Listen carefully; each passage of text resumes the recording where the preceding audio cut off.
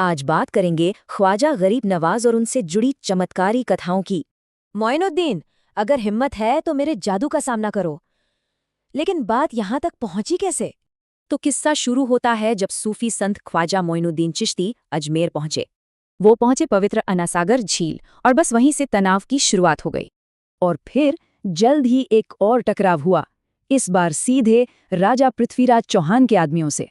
राजा के ऊंट वालों ने देखा कि संत उस जगह बैठे हैं जो शाही ऊंटों के लिए थी। ऊंट वालों के बुरे बर्ताव के जवाब में संत ने बस एक बात कही, जिसका असर जादुई था। ऊंट अपनी जगह से हिल ही नहीं पाए। घबराकर ऊंट वाले सीधे राजा पृथ्वीराज के पास पहुंचे। राजा ने संत को बुलाया और सीधा आरोप लगाया कि उन्होंने शाही ऊंटों पर जादू किया है। संत ने कहा, मैं जादू नहीं जानता, उन्होंने सिर्फ दुआ की। और ऊंट फौरन खड़े हो गए। ये चमत्कार की खबर आग की तरह फैली। घबराए पुजारियों ने राजा से उन्हें निकालने को कहा। तो राजा ने फिर संत से कहा, अन्ना, सागर के पवित्र जल को हाथ भी मत लगाना। संत मान गए, पर एक छोटी सी गुजारिश की, बस एक बर्तन पानी लेने दीजिए।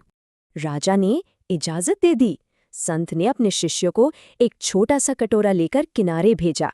और जैसे ही कटोरा पानी में डूबा, एक और चमत्कार हुआ। पूरी झील का पानी उसी में समा गया। अनासागर, शहर की जान, पूरी तरह सूख गई, जैसे कोई रेगिस्तान हो। शहर में हड़कंप मच गया। पुजारी भागे भागे राजा के पास गए। अब पाप कैसे धुलेंगे?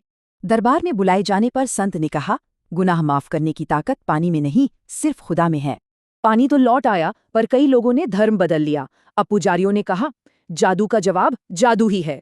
तो उन्होंने बुलाया अपने सबसे बड़े जादूगर को, रामदेव, जो तंत्र मंत्र का माहिर था। रामदेव ने आते ही संत को ललकारा, हिम्मत है तो मेरे जादू का सामना करके दिखाओ। संत बिल्कुल शांत रहे, बस रामदेव की आंखों में देखा और कहा, रामदेव, मुझे तुम्हारे माथे पर ईमान का नूर दिखता है। कहते हैं बस उसी पल रामदेव का दिल बदल गया। वो कांपने लगा और संत के कदमों में गिर पड़ा।